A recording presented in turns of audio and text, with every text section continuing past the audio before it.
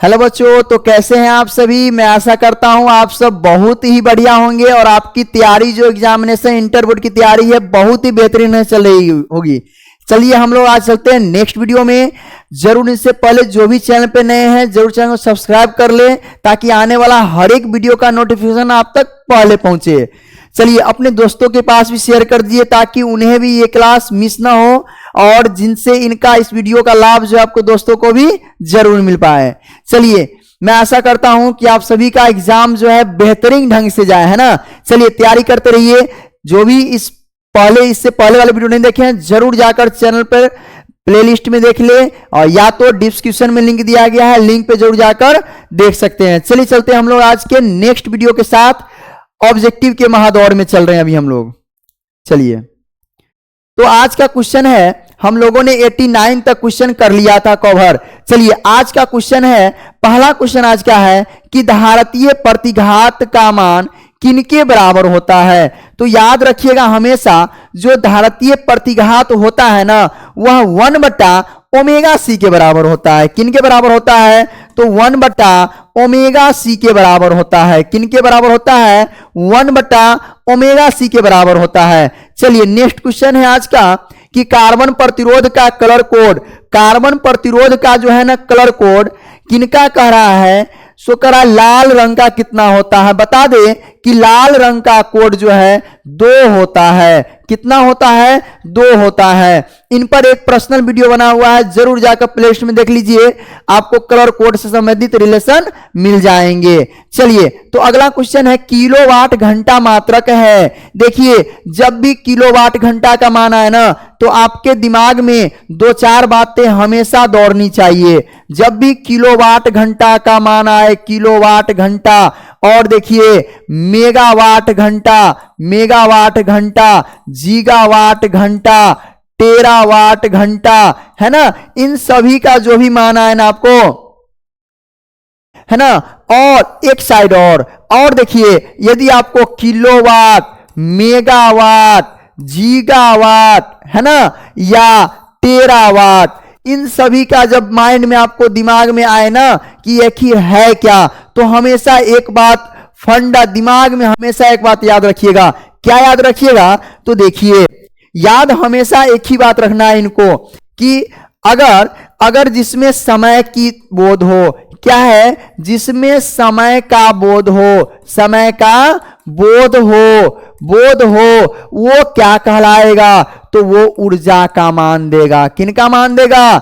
Energy का मान देगा जी। किनका मान देगा? एनर्जी का मान देगा। किसमें? जिसमें आपको समय का बोध होगा। सेकेंड बात याद रखिएगा कि जिसमें आपको समय का बोध न हो, समय का बोध न हो, समय का बोध यदि नहीं हो ना तो बस हमेशा याद रखना है वो आपका शक्ति का मान देगा। किनका मान देगा? शक्ति यानी पावर का मान देगा। किनका मान देगा जी? शक्ति यानी पावर का। जब भी ऊर्जा की बात करे, जब भी ऊर्जा की बात करे तो आपके माइंड में एक और बात याद आनी चाहिए कि ऊर्जा का जो व्यवसायिक मात्रक होता है ना, व्यवसायिक मात्रक होता है ना, किलोवाट घंटा होता है, या इसी को हम लोग यूनिट कहते हैं, या इसी को हम लोग वोट कहते हैं। और जब भी शक्ति की बात आ जाए ना तो व्यवसायिक मात्रक में एक बात आपका दिमाग फिर घूरना चाहिए, वो क्या? तो एचपी होता है। क्या होता है? एचपी होता है। और 1 एचपी का मान 746 वाट के बराबर होता है। कितना वाट के बराबर? 746 वाट के बराबर होता है। कितना वाट जी? 746 वाट के जो है ना बराबर होगा।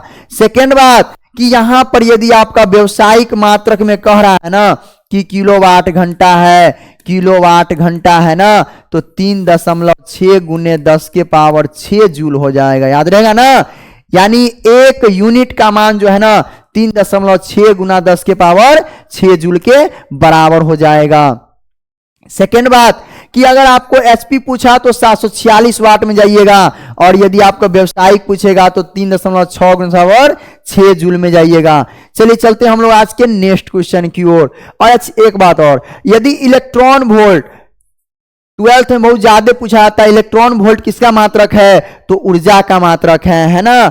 और यदि आपको शक्ति का कहेगा ना तो वाट याद रखना है, या तो ऊर्जा का एक और कह दे कि जूल किसका मात्रक है ना, तो जूल किनका मात्रक है, तो ऊर्जा का मात्रक है। और शक्ति का मात्रक वाट होता है, क्या होता है जी, वाट होता है, या जूल पर सेकेंड होता है, याद रहेगा ना, जूल प्रति सेकेंड होता है। चलिए आज के चलते हैं अगले क्वेश्चन की ओर, क्लियर है ना यहां तक। चलिए अगला क्वेश्चन है कि किलोवाट घंटा किसका मात्रक है, तो बताइए किसका मात्रक है जी, ऊर्जा का मात्रक होगा क्या, किसका मात्रक हो जाएगा, ऊर्जा का मात्रक हो जाएगा। किलोवाट घंटा किसका मात्रक हो जाएगा, ऊर्जा का मात्रक हो जाएगा, है ना। चलिए अगला नेक्स्ट क्वेश्चन है कि एमीटर का प्रतिरोध होता है। एमीटर पता है ना, एमीटर को श्रेणी क्रम में जोड़ते हैं और एमीटर का प्रतिरोध ना बहुत ही कम होता है। एमीटर जो होता है ना उनका प्रतिरोध क्या होता है, बहुत ही कम होता है, अर्थात शून्य के बराबर होता है, अर्थात शून्य के बराबर होता है। एमीटर याद रखिए, एमीटर किसका प्रतिरोध होता है, तो शून्य के बराबर होता है लगभग।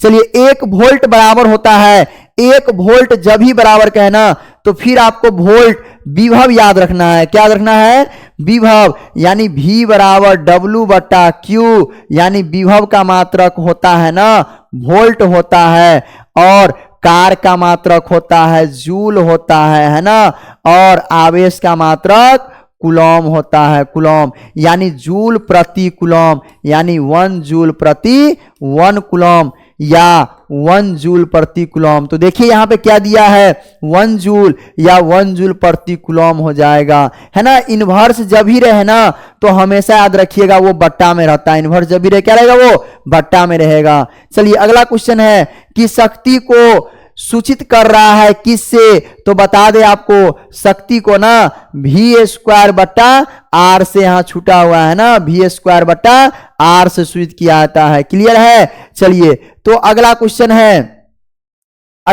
है कि 60 वाट और 40 वाट के दो बल्ब को श्रेणी क्रम में जोड़ा जाता है तो समतुल्य शक्ति कह रहा है। सबसे पहला बात यहां पर दो शक्ति का मान दिया गया है, एक का मान दिया है 60 वाट और दूसरे का मान है 40 वाट है।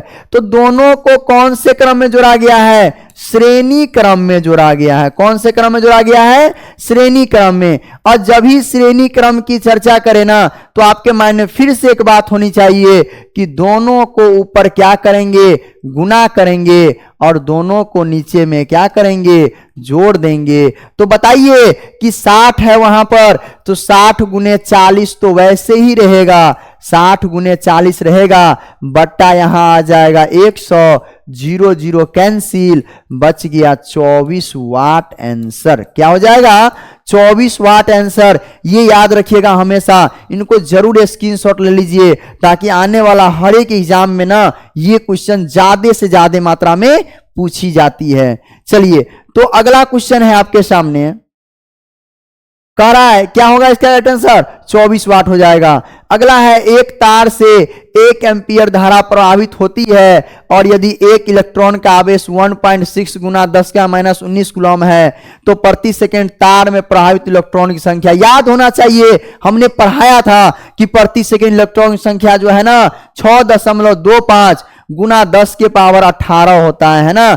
अगला क्वेश्चन, विद्युत हीटर में जिस तत्व का व्यवहार किया जाता है वह कौन सा है, तो हीटर में बुआ किसका उपयोग किया जाता है, तो नाइक्रोम का उपयोग किया जाता है। किसका उपयोग कहता है, नाइक्रोम का। याद रखिएगा बल्ब का बात करेगा तो टंगस्टन हो जाएगा, क्या हो जाएगा, टंगस्टन। और टंगस्टन का गलनांक लगभग 3480 यानी 3500 डिग्री सी पर वो गलता है, और 2700 डिग्री सी पर ना वह रोशनी बहुत ही बढ़िया देता है। कौन, तो आपका टंगस्टन, क्लियर है। चलिए अगला क्वेश्चन है, शोषित विद्युत ऊर्जा किनके क्या होते हैं, तो बता दे शोषित विद्युत ऊर्जा जो है ना विभवांतर के वर्ग के क्या होता है, समानुपाती होता है। विभवांतर के वर्ग के क्या होता है, समानुपाती होता है।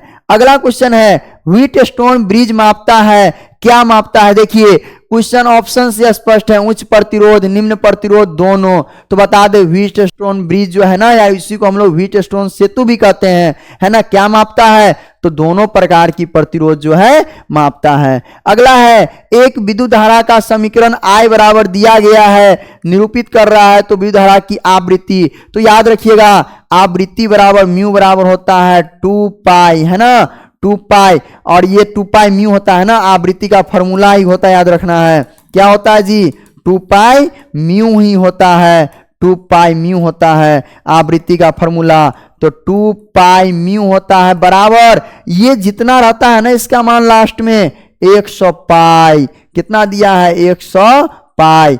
पाई से पाई हो जाएगा कैंसिल, 2 से कट जाएगा ये 50 टाइम यानी 50 टाइम, और ये यानी म्यू बराबर कितना हो गया? 50 हो गया। कितना हो जाएगा जी? 50 हो जाएगा, यानी 50 हर्ट्ज हो जाएगा इसका राइट आंसर। क्लियर है? चलिए मिलते हैं आप लोग से हम लोग नेक्स्ट वीडियो में, और जब लगातार जरूर प्रयास करते रहिए, आपका वो कोशिश नाकामयाब नहीं होगा जिस पर आप हमेशा तैयार होकर और तैयारी के जुनून में जगे हुए हैं।